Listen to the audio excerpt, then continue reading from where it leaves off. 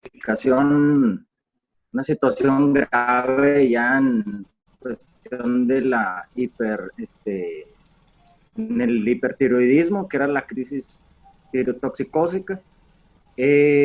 Bueno, pues obviamente iba a ser una situación extrema, ¿ok? Es poco frecuente, es grave, es una cuestión que sí se puede llegar hasta la unidad de cuidados intensivos, y pues lo más asociado que se puede presentar es en la enfermedad de Graves y en la de bocio multinodular. Entonces, si recordaban que la tiroides, pues obviamente tenía o sea, los coloides, puede haber, o sea, en sus causas, pues puede ser un traumatismo directo a la glándula, puede ser también provocada por alguna infección, es acidosis diabética, es la radiación, es que no tiene ningún tratamiento o lleva un incompleto esquema de medicamentos. Y pues aquí lo grave es que puede presentar falla de órganos. Entonces, el tratamiento pues obviamente va a ser aplicación de medicamentos e inhibir la síntesis de liberación de la TSH, entonces para antagonizar las acciones adrenérgicas. Y nada más me faltaba señalarles, por ejemplo, el ejercicio clínico, que no sé si alguien me quiere ayudar a leerlo. Yo lo leo. Ok, pues. Dice, mujer de 43 años, es vista en consulta por presentar fibrilación auricular, mide 1,58 de estatura, pesando 112 kilos, con una TA de 140-60. La piel es húmeda, caliente, se observa temblor al extender las manos con hiperreflexia. No hay adenopatías ni bocio. Bueno, aquí, por ejemplo, ¿qué les llama la atención? En el caso clínico está cortito, pero sí se puede entender en cuál es prácticamente el manejo, ¿no? La La obesidad, obesidad, Algo más, la, digo, hiperfibrilación. la piel húmeda, caliente. ajá, exactamente, o sea, si se pueden ver, aún así que es corto, tiene todos los puntos claves en cuestión de diagnóstico que nos pueden ir llevando. Entonces, aquí lo importante, pues obviamente acude a la consulta por una fibrilación auricular. Entonces, si checamos su somatometría, pues obviamente estamos viendo que tiene un sobrepeso, bueno, no sobrepeso, tiene obesidad, ¿verdad? Entonces, sacando el índice de masa corporal, nos da un 44. Entonces, pues obviamente ya entra en categoría de obesidad mórbida. Nos fijamos que pues es prácticamente joven, tiene 43 años. Entonces, aquí pues está también el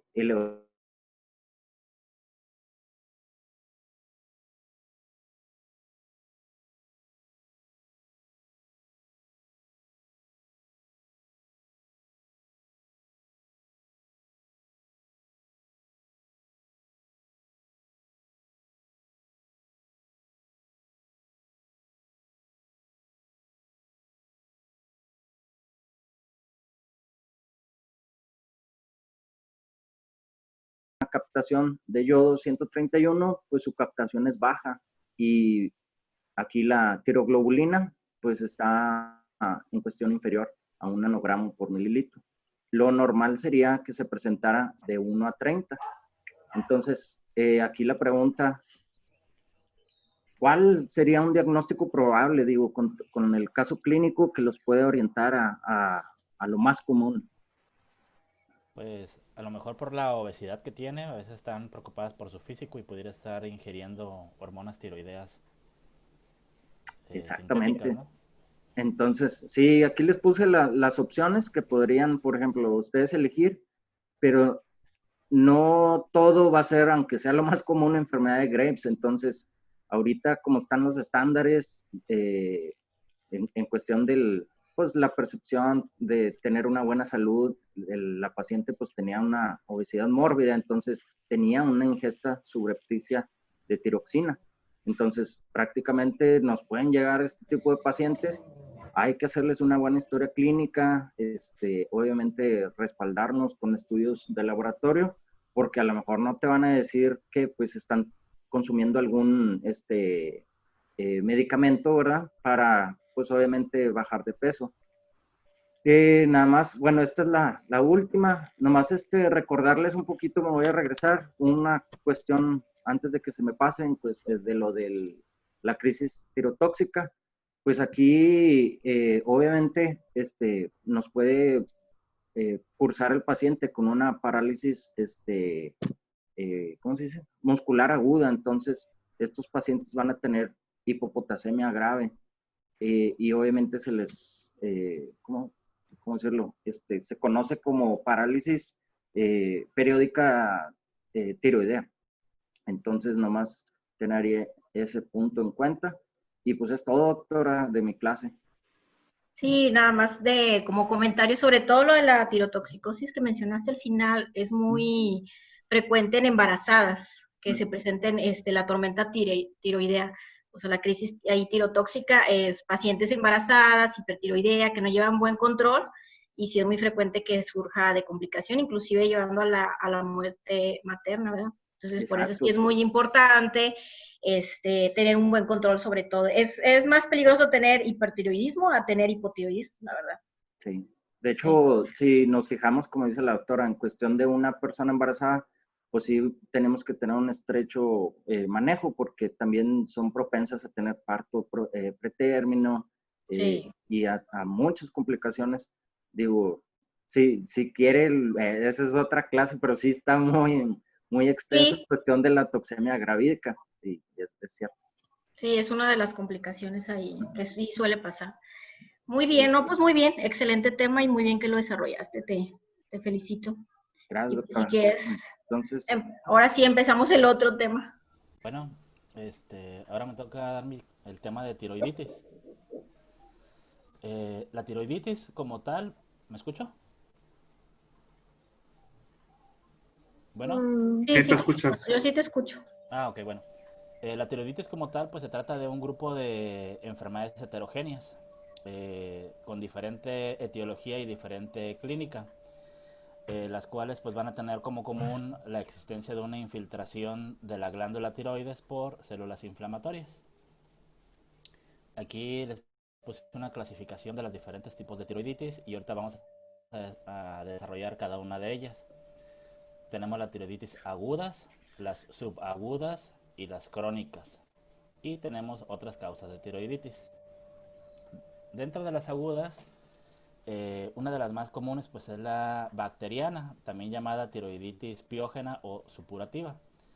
Este tipo de tiroiditis se ocasiona por la extensión ya sea hematógena o linfática de un foco infeccioso, también por un traumatismo o por el conducto tirogloso persistente.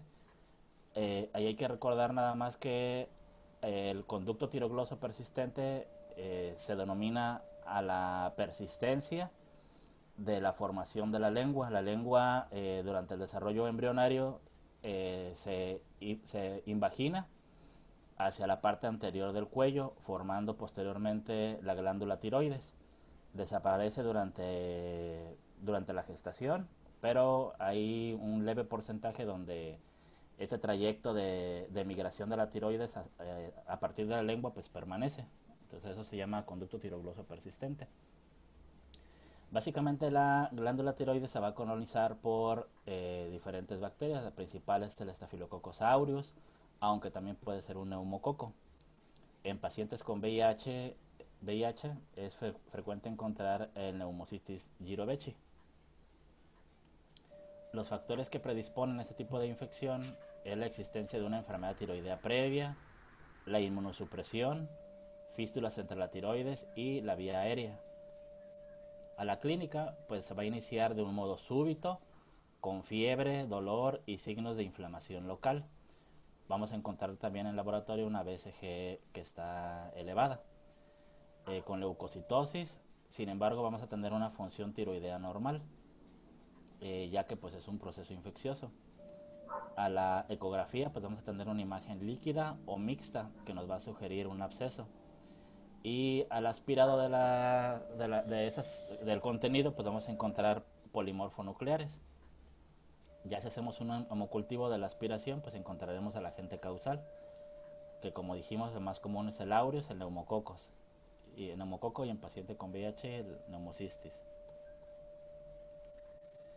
Bueno, de las subagudas, pues tenemos la de Kerbein, o también llamada tiroiditis viral, aunque regularmente su etiología es idiopática, se desconoce. Este tipo de tiroiditis puede aparecer a cualquier edad, aunque es más frecuente en a edades medias, de 20 a 50 años. Y como les mencionaba, es idiopático, pero hay mucha tendencia a que sea de origen vírico. Más del 70% van a tener una predisposición genética. A la patología, pues vamos a encontrar una glándula con aumento de tamaño y una consistencia de la glándula. Mencionaba que era una glándula suave, no era una consistencia pétrea. Va a haber folículos infiltrados por polimorfo nucleares con rotura de epitelios y fragmentación de la membrana basal. Ahí pérdida de coloide. Ya como mencionaba Aldo en su clase, pues ya nos había explicado lo del coloide, ¿no? Va a haber una lesión que se desarrolla con granulomas con núcleo central de un coloide rodeado por células gigantes multinucleadas. El cuadro clínico pues va a tener un periodo prodrómico donde va a haber una afectación de vía respiratoria superior con fiebre, astenia y malestar general. Además vamos a tener un dolor cervical anterior que se va a irradiar hacia los oídos. En cuanto a los signos y síntomas, pues vamos a tener en el 50% de los casos síntomas de un hipertiroidismo. Se acompaña de bocio doloroso a la palpación en pocas semanas. Vamos a tener una segunda fase que el paciente se va a encontrar eutiroideo, donde desaparece el dolor y va a desaparecer la fiebre. Aquí no sé si notaron, por ejemplo, la diferencia entre la de origen bacteriano. La de origen bacteriano lo mencionaba que la cuestión del perfil tiroideo va a estar sin alteraciones. En ese tipo de tiroiditis, la de Kerbein, que es de un origen vírico, sí va a haber alteración de la hormona tiroidea. Entonces, eso puede ser un diagnóstico diferencial. Luego vamos a tener una tercera fase donde va a estar el paciente con un hipotiroidismo. Este dura de semanas hasta meses y más del 90% de los pacientes se va a recuperar después de tener la fase de eutiroidismo. Quiere decir que pocos pacientes van a llegar a la fase de hipotiroidismo. El diagnóstico, pues en las primeras fases que mencionamos aquí, era la fase prodrómica. Vamos a tener una BCG aumentada con leucocitosis, una T4 libre y tiroglobulina aumentada, una TSH disminuida. En la segunda fase, 25% de los casos va a haber un hipotiroidismo transitorio con una captación aumentada de lo que mencionaba Aldo en el caso que se hiciera una captación de yodo. Va a haber anticuerpos antitiroideos que pueden ser positivos a títulos bajos. ¿Hasta aquí alguna duda?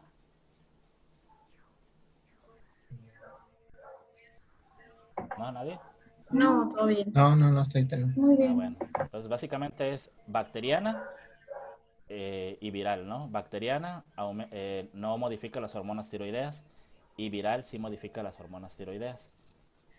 Luego tenemos la tiroiditis subaguda linfocítica. Esta es una de las tiroiditis más frecuentes, va a aparecer también pues, a cualquier edad, pero es más frecuente entre los 30 a los 35 años y durante el posparto. Su etiología es desconocida y se trata de una enfermedad autoinmunitaria, la cual pues, es asociada a antígenos de histocompatibilidad, los mencionados HLA de 3, de 4 y de 5, ¿no? A la patología, pues vamos a tener infiltración linfocitaria difusa o focal con destrucción de los folículos. Y como cuadro clínico, pues inicia con una fase de hipertiroidismo leve, con un bocio difuso, leve e indolor a la palpación de 1 a 6 semanas. Y un tercio de los pacientes contarán con hipotiroidismo transitorio. El resto de los casos tendrán episodios recurrentes, en especial en periodos sucesivos después del parto.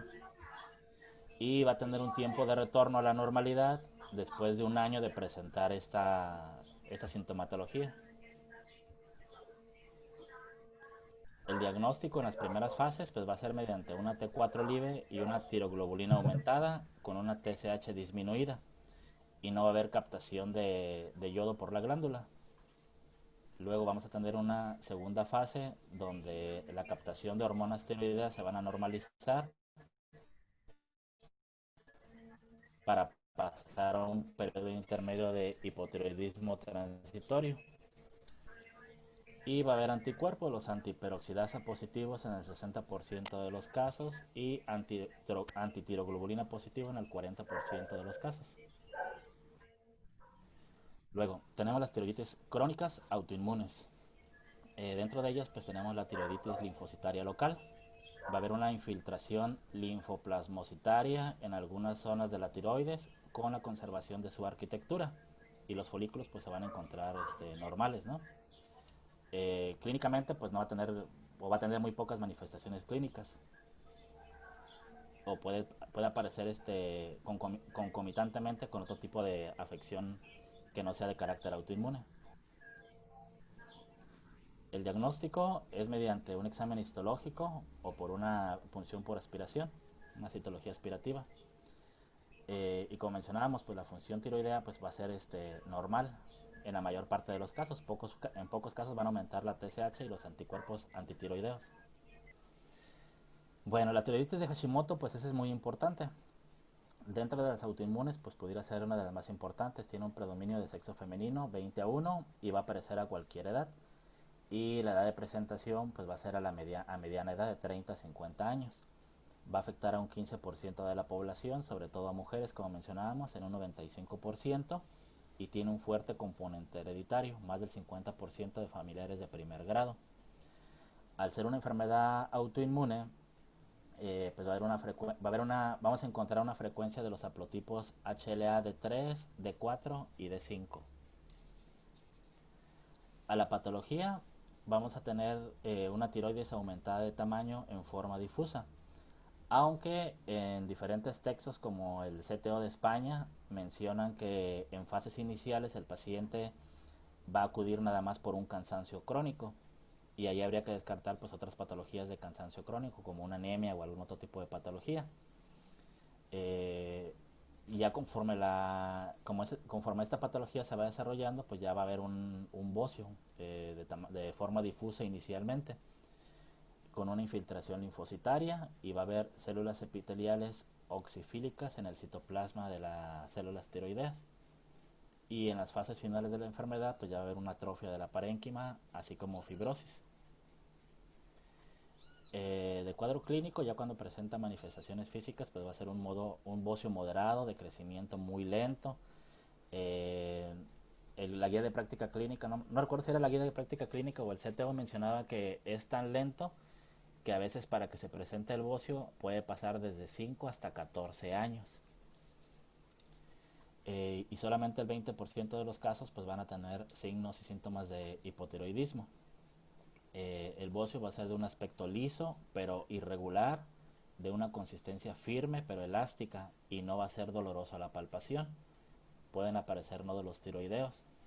La función tiroidea va a ser normal al inicio, y conforme vaya desarrollándose a lo largo de los años pues ya va a evolucionar ya sea a un hipotiroidismo, o también puede evolucionar en el menor de los casos a un hipertiroidismo. También vamos a encontrar dentro de la tiroiditis de Hashimoto lo denominado como hashitoxicosis, donde va a estar coexistiendo una hiperfunción de la glándula tiroides conjuntamente con la tiroiditis de Hashimoto. Ahí vamos a encontrar documentada la existencia de anticuerpos anti-TSH que pueden actuar como bloqueadores o activadores en el mismo individuo.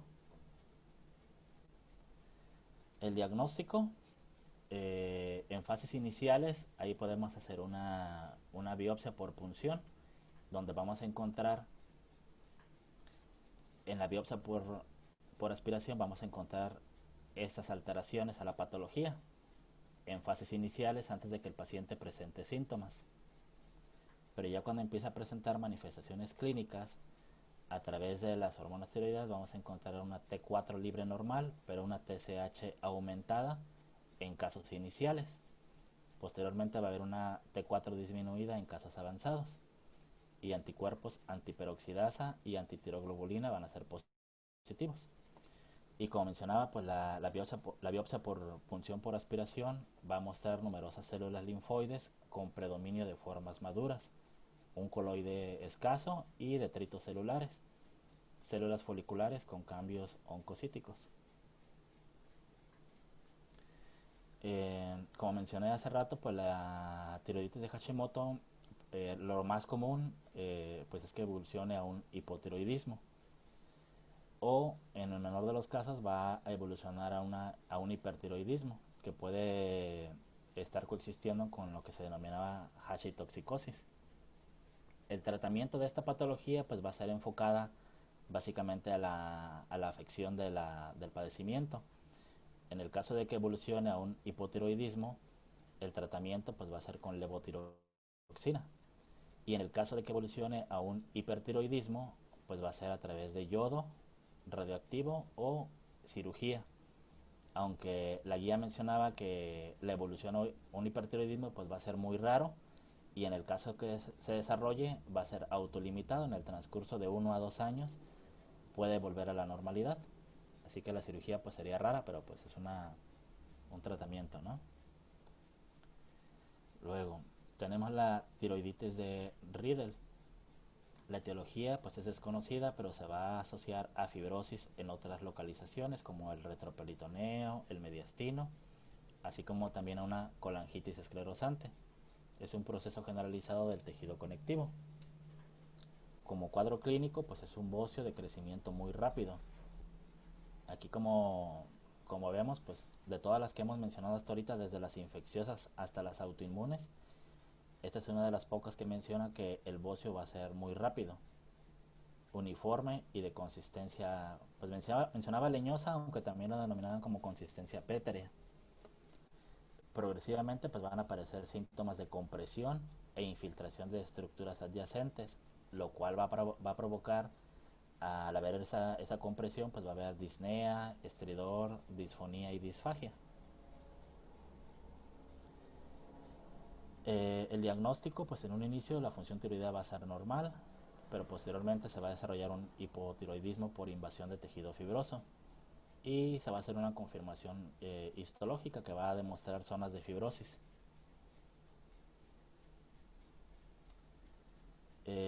Tratamiento eh, generalizado de todas las tiroiditis que ya hemos hablado, pues en las de origen infeccioso pues es enfocado al agente causal.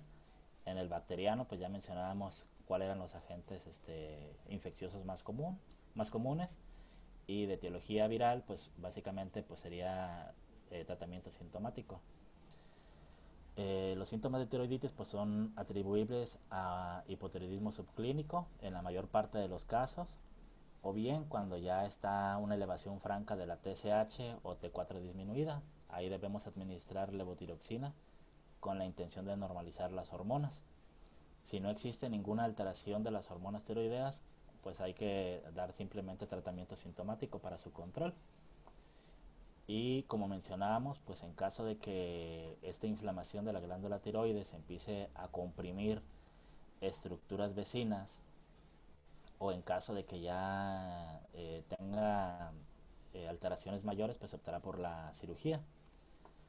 Se reserva para casos con síntomas provocados por la compresión o bocios multinodulares, o bien cuando haya nódulos de reciente aparición y crecimiento muy rápido, ya que podrían ser sospechosos de malignidad. Y creo que ya terminé. Bueno, aquí quiero hacer un ejercicio rápido nada más de lo que vimos. No sé si alguien me ayude a leer el caso clínico. Si quieres, yo lo leo, Jiménez. Ok. Dice, femenina de 28 años de edad, acude a consulta, refiriendo presentar cansancio crónico, a pesar de dormir 9 horas diarias por la noche. Crecimiento del cuello desde hace un par de años, niega aumento de peso. Antecedentes heredofamiliares, madre, síndrome de Sjögren. Antecedentes personales patológicos, lupus eritematoso, 10 años de evolución. Exploración física, bocio simétrico de consistencia elástica, aumento del lóbulo piramidal, cardiopulmonar íntegra, hormonas tiroideas T4 normal, TSH aumentada. Ok, aquí ¿qué les llama la atención del cuadro clínico? Los antecedentes que tienen de heredofamiliares y ella misma de enfermedades autoinmunes. Autoinmunes. Sí. Es uno de Cansancio los- crónico. Ok. El Aquí, bocio asimétrico también es por eso. ajá. Aquí, ¿en qué patología pudieran pensar ustedes? Comentaste que el Centro de España refería que los pacientes acudían por cansancio crónico, ¿no? En la tiroiditis autoinmune. Ajá. Una De hecho, tiroiditis de Hashimoto. Ajá. sí, de hecho, en la guía de práctica clínica, pues sí mencionaba a los pacientes con sintomáticos, o sea, que acudía con síntomas. Pero en el CETO de España, pues sí mencionaba de que la mayor parte de los pacientes que se detectaban con ese tipo de padecimiento estaban sin ninguna otra alteración más que el puro cansancio. Entonces pensarían aquí como diagnóstico, me dijeron la tiroiditis de Hashimoto, ¿no? Que sería de Sí. carácter autoinmune. Autoinmune. Sí. ¿Ok? Ahora, ¿cuáles serían las características del bocio que podríamos encontrar en este tipo de paciente a la exploración física? Pues como decía en el caso clínico, el bocio simétrico. Simétrico. Asimetría. Ajá, sería un bocio de características asimétricas. De consistencia elástica, lo mencionaba. Ajá. Que no Y duela. ahora, ¿cómo haríamos la confirmación Mira. diagnóstica pensando que este paciente acude sin alteración de las hormonas tiroideas? Con Bueno, una biopsia. ajá, bueno, con una biopsia sería la confirmación diagnóstica. Las dos variantes a las cuales podía evolucionar esta patología, como habíamos visto, pues no sé si quieran mencionar cuáles son. Hipotiroidismo Sí, e hiper. hipertiroidismo. Ah, ok. ¿Y el tratamiento médico indicado en esta patología, cuál sería? Levotiroxina. Levotiroxina. O en caso O de el yodo requerir 131.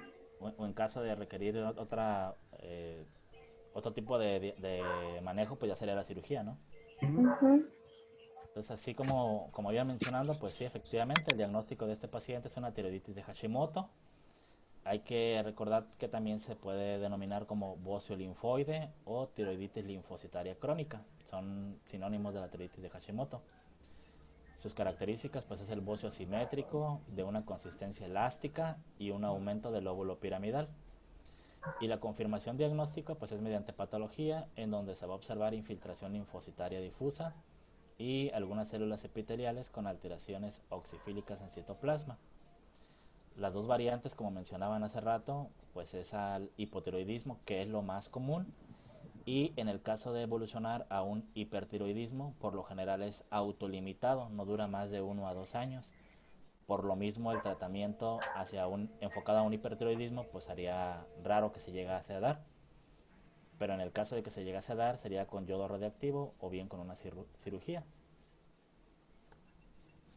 Y terminamos. Excelente. Muchas gracias, Jiménez. Gracias, Jiménez.